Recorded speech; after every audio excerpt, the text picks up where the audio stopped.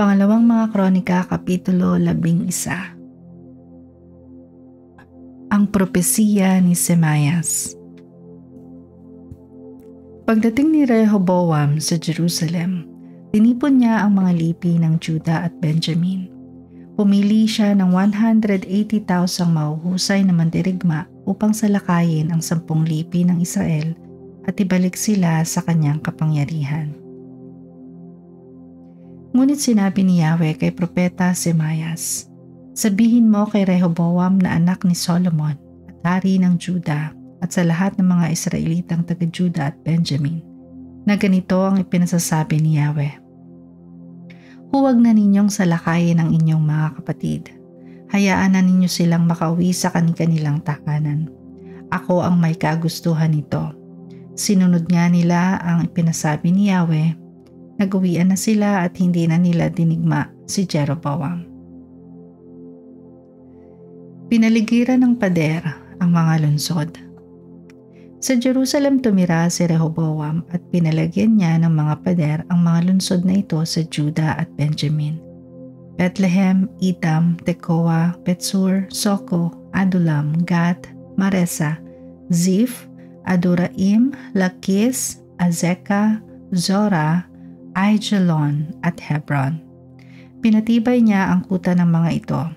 Niligyan ng kani-kanilang pinto at mga imbaka ng pagkain, langis at alak. Naglagay rin siya ng mga sibat at mga panangga sa mga nasabing lungsod. Pinatibay niyang mabuti ang mga lungsod na ito. Sa ganitong paraan, napanatili niya sa ilalim ng kanyang kapangyarihan ang Juda at Benjamin. Pumunta sa Juda ang mga pari at Levita. Nagdatingan ang mga pari at ang mga Levita mula sa lahat ng panig ng Israel upang maglingkod kay Rehoboam. Iniwan nila ang kanilang mga pastulan at mga ari-arian upang manirahan sa Juda at sa Jerusalem sapagkat inalis sila ni Jeroboam at ng mga anak nito bilang mga pari ni Yahweh. Sa halip, naglagay si Jeroboam ng kanyang mga sariling pari para sa mga sagradong borol, sa mga satiro at sa mga rebultong guya na ipinagawa niya. Subalit mula sa lahat ng lipi, may mga tapat na lingkod si Yahweh, ang Diyos ng Israel.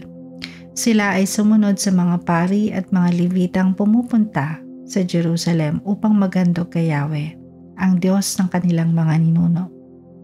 Dahil dito, pinatatag nila ang kaharian ng Juda at pinagtibay ang kapangyarihan ni Rehoboam na anak ni Solomon sa loob ng 3 taon, sapagkat sumusunod sila sa magagandang halimbawa ni David at ni Solomon. Ang sambayanan ni Rehoboam. Napangasawa ni Rehoboam si Mahalat na anak ni Jerimoth at ni Abihail. Anak ni David si Jerimoth at si Abihail naman ay anak ni Eliab na anak ni Jesse.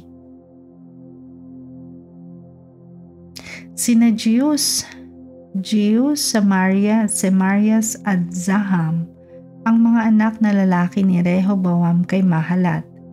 Napangasawa rin ni Rehoboam si Maaka na anak ni Absalom.